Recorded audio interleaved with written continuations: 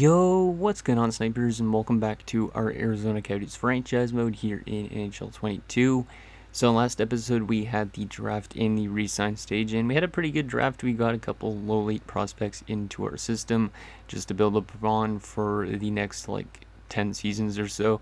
So that way we at least have somebody to replace a lot of these older guys on our roster. But anyways, yeah, it was a pretty good episode for the most part, and also re-sign stage-wise, I did think we were going to lose somebody big, but we managed to keep most of this team together. We did let go of Bentley, and we also did let go of McGillis, so we did lose one of our top centers, because Bentley was a really good point producer for the third line, but now we're going to be running Penner more than likely on a third line, so it's going to be a little bit of a weaker center core, but not too much.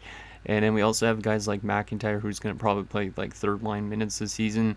Yoshi Mur is also going to be cracking it into the NHL this season, so very excited to see what this forward core could do. Now, the only problem is our defensive core, and I know I asked you guys about some suggestions for this defensive core, but I am pre-recording this episode because I actually did find a potential trade for us to make this defensive core a little bit better. We do still have, Burkov and Hordichuk holding out for contracts. These guys are going to be probably playing top 6 minutes this season. But we do have Bilesma and Sasaki also already signed. Jankomovs or Festerling, one of the two of them will probably play this season at the beginning at least. And then at the trade deadline and stuff like that, we could make moves to upgrade the defensive core further. But the one move that we're going to make to bring this defensive core together is going to help us out, I think, a decent amount, because the defensemen should help us out in terms of offense from the back end, which has been, I would say, probably a main struggle for this team, because we've been a little bit more defensively minded than offense on the back end. And then goalie-wise, we're still going to run Korea and Galiev since they're cheap goaltenders. And yeah, basically, I just don't want to bring in anything that's super huge in terms of goaltending. So I think our roster is going to be pretty good again next season, but we are going to probably run into a little bit of problems. Like, for example, Shelley might be playing on the third line this year, or we might have to play Shishkinov on the third line, that type of thing. But hopefully this roster has a good season ahead. So anyways, let's get into that trade that we were going to make, and then I think that's the only thing we're going to do. We're not going to be really signing any free agents in this episode unless we do have more cap space, but I wouldn't want to get right up to the max amount of cap just because I feel like we need to have some cap space going into the trade deadline in case we want to pick up something around that stage, and I don't think we really need to pick up anything free agent wise anyways. So but yeah, let's go make that trade. So the trade that we're going to be making is for a defenseman that is pretty damn good. That one is going to be on the Buffalo Sabres. You guys probably know who I'm talking about. That's going to be Rasmus Dahlin. He's signed only for 1 year. He's not on the trading block, but they do have a lot of their other defensemen on the block, so it feels like they're trying to go through a little bit of a rebuilding stage. Now, you would think that they could re-sign him and all that, but they actually are willing to trade him because he's only signed for 1 year. He's only making just under $8 million as well, so that will give us flexibility in terms of the cap space, because there's other defensemen out there, but some of them are making like $12 million, so it would eat up the most of our cap space we have left. So Dahlin is perfect for that. And he might have statistical growth because he did have 63 points last season in 64 games, which was the best season of his career. So he's not the most offensive defenseman, but he does still pick up a good amount of points, and he has a good plus-minus.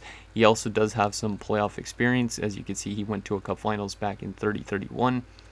So, yeah, we should be able to decently get him. I did look at, a trade finder option, and I think the one I'm going to do the most is this first one here. As you can see, we give up Bitz, who's a 61 overall medium elite defenseman. That's 21 years of age, so he doesn't, he has the potential to be something good, but I don't think he's going to reach it just because he's already 21. But if he does, then Buffalo's getting a good defenseman back in exchange, which kind of makes sense. And we also give up a third and a fifth.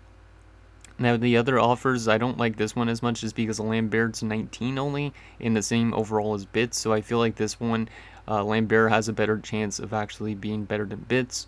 But it does say a 4th and 7th rounder with him. So maybe Lambert's actually not going to pan out. I don't know. And then this final one I don't really like at all is Donovan and Voloshenko. Donovan's a 68 medium elite goalie at 20 years of age. That might end up being a starting goalie for us in the future. And Voloshenko's a 73 top 6 at 19. So I don't really like that one at all, but I think this one of Bitz, a 3rd and a 5th, is probably going to be the best option. Even though Bitz did get a lot of development in last year, I think I just got to part with him because of the fact that he's the older of the two of these guys. So So yeah, we're going to do bits, a third and a fifth, straight up Rasmus Dahlin. So welcome to Arizona, Rasmus Dahlin. And yeah, hopefully that helps out our defensive core quite a bit, because as I was mentioning, now that we have a great number one defenseman, technically, we have Dahlin, Biles, Misasaki, Burkhoff, and Hordichuk should be signing pretty soon, I would assume. And then Jakemovs or Festerling can play on the top six, and then one of them will be depth as well. I think I want to play Festerling this year just because he's younger and he does have potential.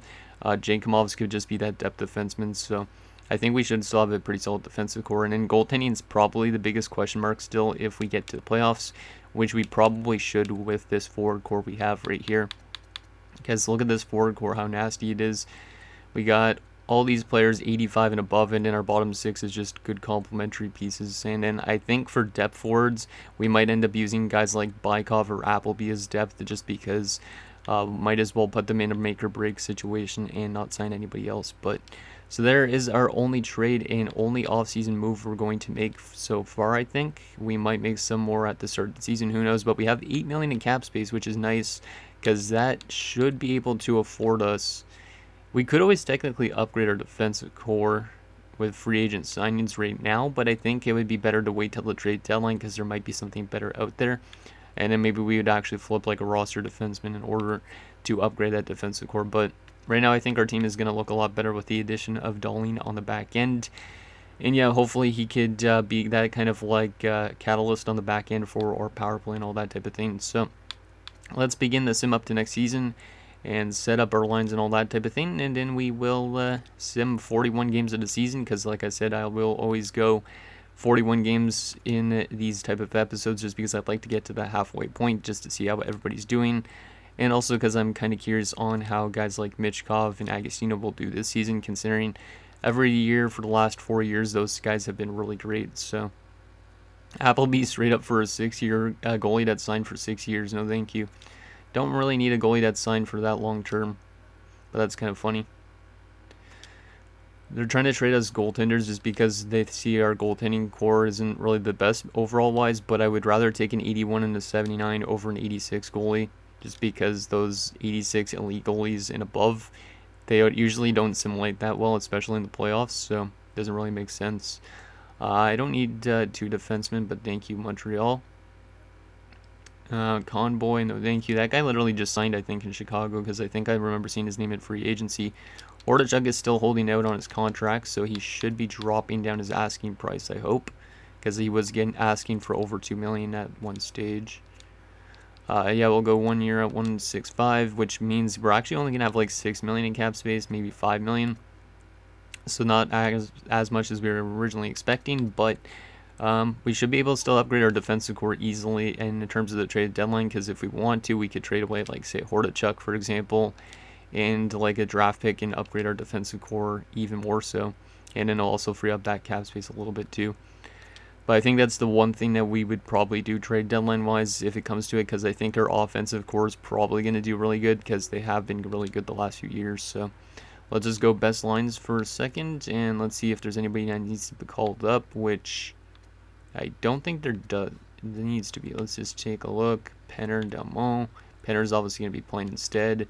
Defensively, Festerling, I feel like I want to play him this year almost over Jakemovs. Yeah, because we need a depth defenseman, so I think I'm going to scratch Jakemovs and I'm going to call up Festerling to the NHL squad, which you guys might be like, he's a little bit too low of an overall to call up, but I think I want to give him the opportunity to. I would also like to play Eddie Appleby, but I don't know if I'll be able to. And I would rather him play in the AHL and not be scratched, that type of thing. So we'll go best lines down there in the AHL, and I'll address that in a little bit. But we need to address this defensive core first. Let's see what Festerling's like. Okay, that's not too bad. So yeah, you can see our defensive core is still not necessarily the strongest defensive core. But it should do decent, I think. Wait, what do we got here? No, I don't want to put Sasaki to the top 6. No, yeah, that's going to be fine. So we're going to run with Dahlin and Burkov, Bilesman, Sasaki, and then Hordichuk and Festerling. Goalie-wise, obviously Korean Galiev. And then I need to throw Penner into the lineup, and the other guys are fine to be depth. I don't want Bykov being in the lineup, even though Bykov does deserve an opportunity at some point, but Penner is going to be thrown in. So those are going to be our depth. So Bykov will be a depth forward for us this year. So he's finally getting his opportunity at 28 years of age. He is a former 18th overall pick. So he's a little bit of a bust, but it's okay. And in our lineup, let's see. Agostino, Matthews, Michkov makes sense. Geeky, Kagerodov, Shelley. Yeah, that could work. Maybe? Yeah, I think that could work. Actually, no, Shishkinov should technically be up there. I don't like playing Shelley on the third line necessarily, but it might make sense because Yoshimura's got good passing, so maybe he could set up Shelley. So Shelley's not going to get that much ice time this year, so I don't expect him to score 40 goals this year, but if he does, that would be awesome, even if he is only signed for 1 year. And then, yeah, we'll probably run with Penner on that line as well. McIntyre would be demoted down to the fourth line with Utsdorf and Spalling. It doesn't look too bad. It's a pretty good team, I would say, especially with Shelley on the third line, which I don't really like him being down there. But it kind of makes sense for him to be there right now, just because I think Kagerodov deserves a better opportunity since he's actually grown in potential to a medium elite. So I am going to keep him in that spot for now. Unless there's a guy that could take face-offs, which Shelley can't. Shishinov can't. Kagerodov can take face-offs, but I don't want to put him in the center spot with Geeky being there, so I think that's what we're going to run with, and yeah, that's going to stay the same. Power play-wise, we need to get Shelley a decent amount of ice time here, or else he's going to complain. So we need to probably go with something like... Let's see, Matthews, I'd say go to the top unit instead. Matthews is dropping off a little bit, which is kind of... I don't know why I re-signed him necessarily to that contract, but it is what it is. It's only for 1 year. And then we will throw Darlene onto this first power play unit. McIntyre doesn't need to be on the power play, I'd say. Burkhoff could be on the power play, though, because he does score a good amount of goals for a defenseman. And then we will throw Shelley onto the point on the power play. I think that will work. Yeah, I think that will work, actually. Let me just move Shelley to a... No, I think I'll leave it like that. Yeah, that works. So there's our power play units. Let me just make sure this is set up as well on this portion. We'll go Kagerodov right here. Matthews going to the top unit. And then we'll put Shelley on here as well, because I need Shelley to be happy, even if we end up losing him next offseason. And then penalty kill, I'll just leave it the way the AI has it set up, I think. Ooh, +3 though. I'd rather keep it like that. See, our team looks pretty good as per usual. It's just the goaltending that's a little bit questionable. In the defensive core, we do have the money to upgrade this if we need to, where we could find maybe another top 2 defenseman or another top 4 defenseman at the trade deadline going into the playoffs potentially, because you think this team should be a playoff team just based on the caliber of this offensive core, I'd say. And it's going to be interesting to see Carl Spalling giving an opportunity, because last year he played a little bit of the season and had 10 goals in 21 games. So this is going to be interesting to see what he could do as a full-time NHLer. And then, yeah, hopefully Damo, Jankomov, and Bykov are all okay with their ice time, even though Damo and Bykov are listed as fourth-line forwards. So there's that. Quickly, the AHL, let's see if we can get rid of these minuses, just because I do not like the minuses in the lineup, because we want these lines to do as good as possible.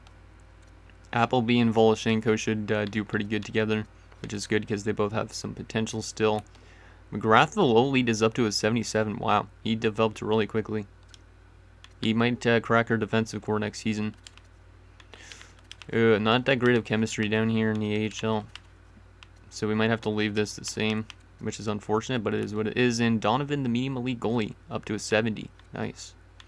Okay, should be an interesting season ahead. So let's get simulating and see how this team does. And like I said, we'll look in at the trade deadline era, or at the end of this episode, and just see what there is out there for potential defensemen out there, because that's probably where we would target next, is a defenseman.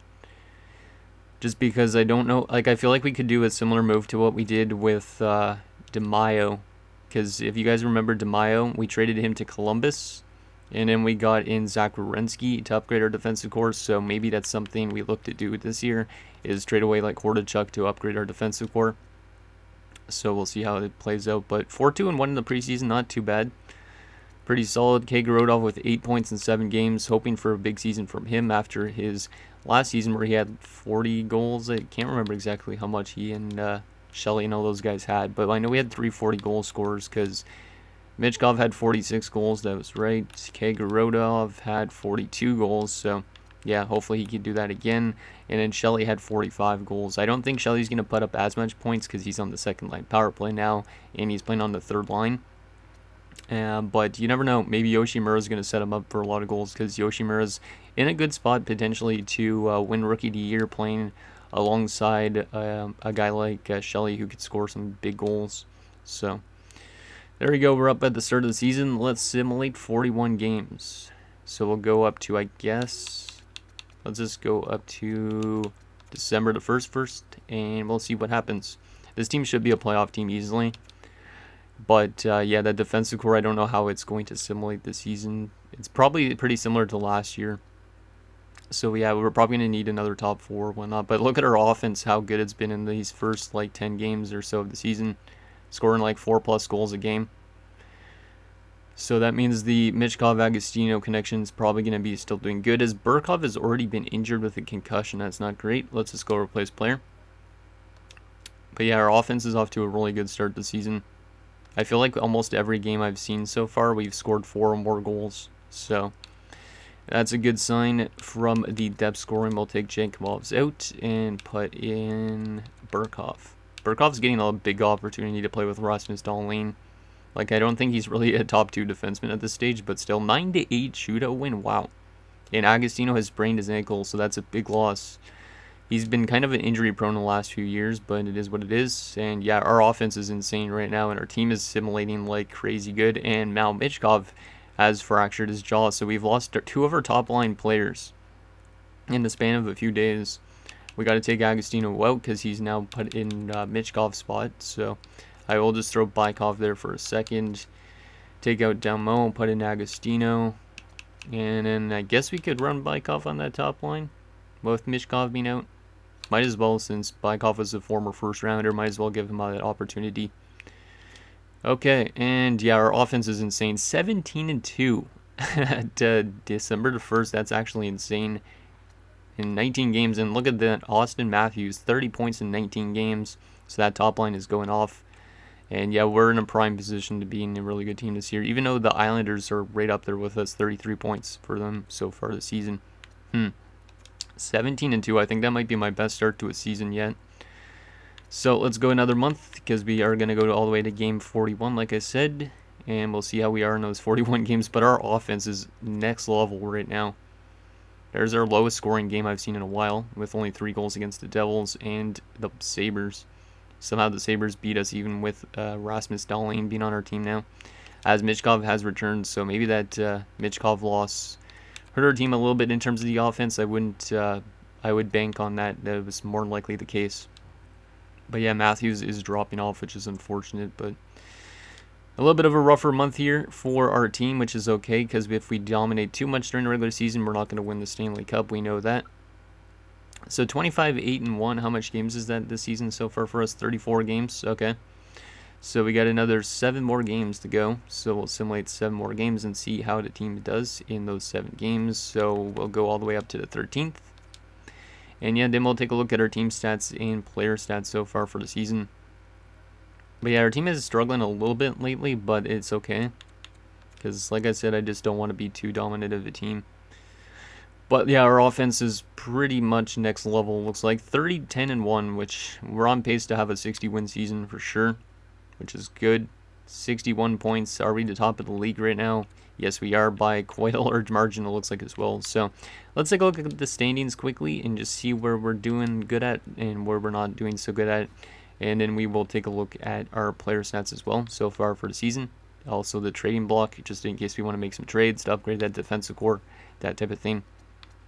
But so far right now, we are top of the league by 4 points. We're averaging 4.76 goals per game, which is 1 goal more than every other team in the NHL. So we're almost averaging 5 goals a game, which I think is my highest scoring yet. So if this team continues like this, we're going to have some crazy scoring on this roster. Goals against per game wise, we are at 3.17, which doesn't seem like it's that bad. It's around mid-table. It's not the best, but it's not the worst either because we're scoring so much, so it doesn't really matter that much, I don't think. Power play percentage is one of the best in the league, 22%. It is 6th best in the league behind Edmonton, New Jersey, Columbus, Seattle, and Philadelphia.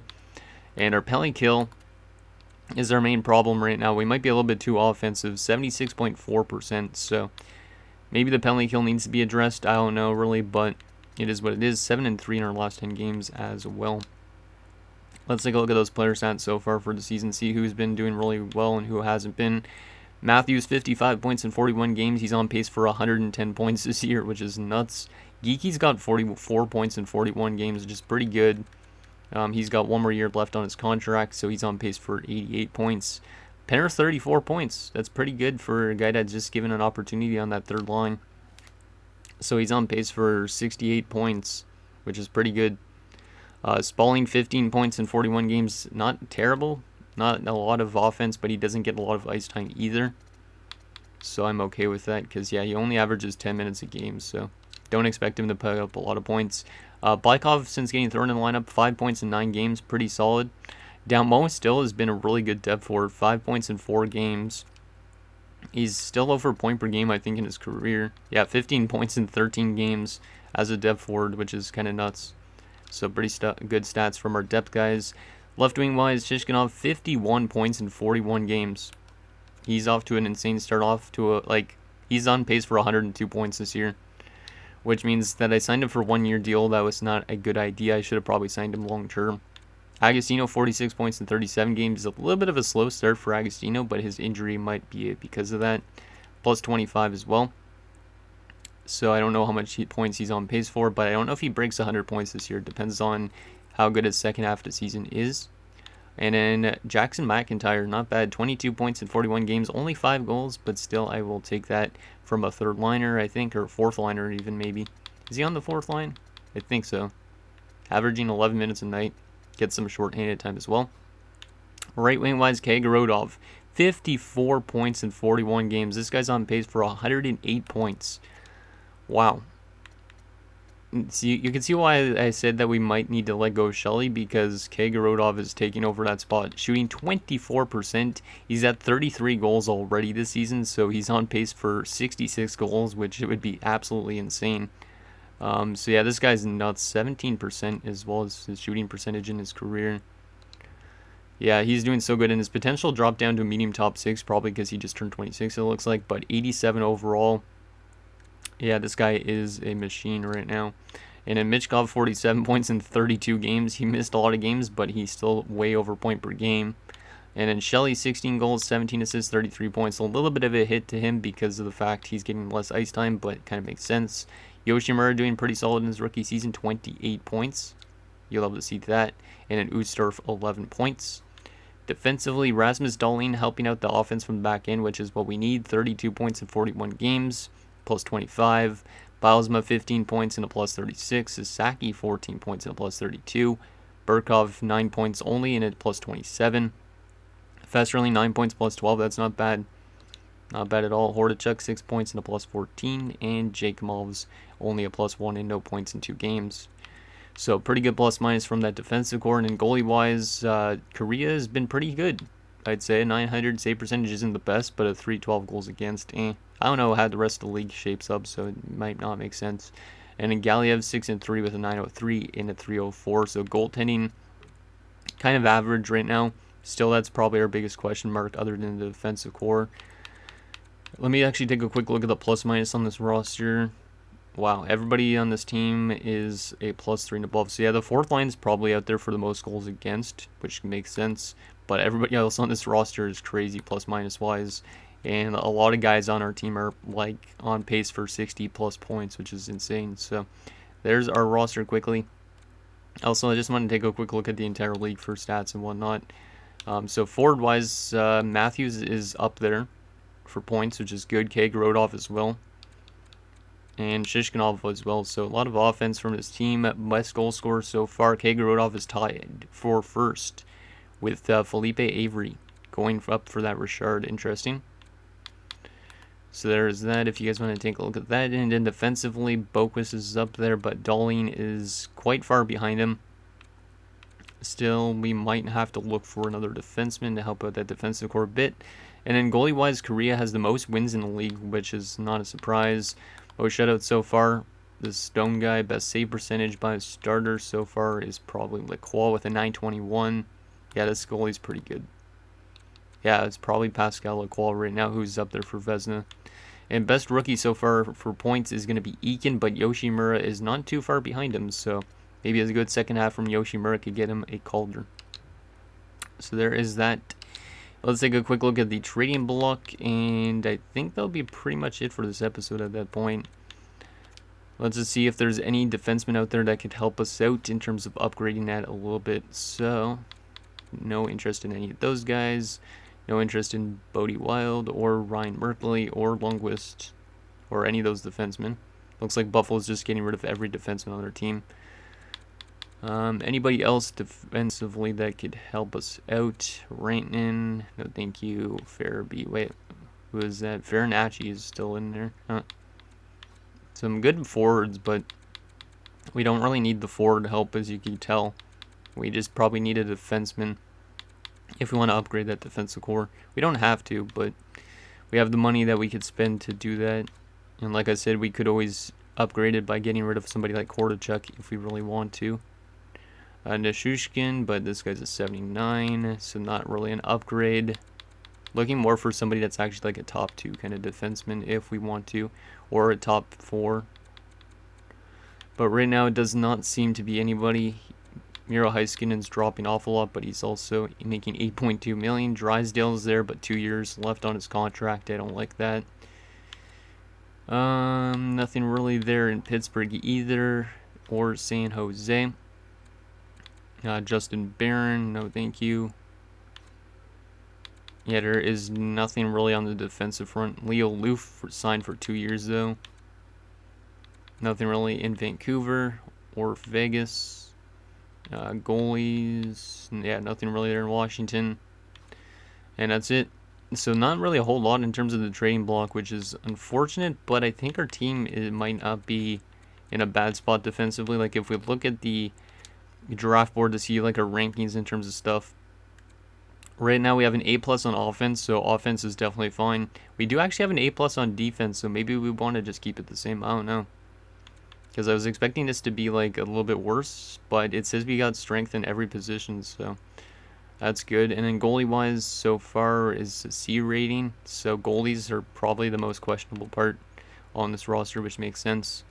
Let me take also a quick look at the progress reports to see if we got any development from our low elites and stuff like that, or medium elite prospects. So what do we got here? Any good growth in the system? Lambert, that medium elite defenseman, is up to a 63, not bad. Burns up to a 54, that's also not bad. Schultz up to a 60 at 20. He's getting some good development, looks like. What else we got here? Donovan's up to a 71. We got so many elite prospects. Kreutzer's up to a 54. Lynch is barely grown. That's a little bit weird. Hoping a little bit more growth would be beneficial to him. And the rest of that's the same. How is Volchenko doing in his AHL season so far? Jeez, 29 goals in his rookie season in the AHL. Okay, halfway through the season. He might be on pace for a really good year in the AHL, but he is playing with Eddie Appleby, so hopefully one of those guys could get in the NHL soon, because that would help out our like bottom 6 and whatnot a little bit. Let me just take a quick look at the unsigned guys as well, just to see what the overalls are like. Yeah, so Valensky's getting some growth too. 71 already for this guy. Low top 60. A lot of 60 plus overalls though, which is nice. Not really the most growth I've seen, but it is what it is. So anyways, guys, that's going to do it for this episode of our Arizona Coyotes franchise mode. So in next episode, we will sim the last half of the season. We might make a trade to upgrade our defensive core if you guys think it's necessary, but I really didn't see anything out there, so maybe we won't upgrade our defensive core. So anything down below, and I'll see you guys next time.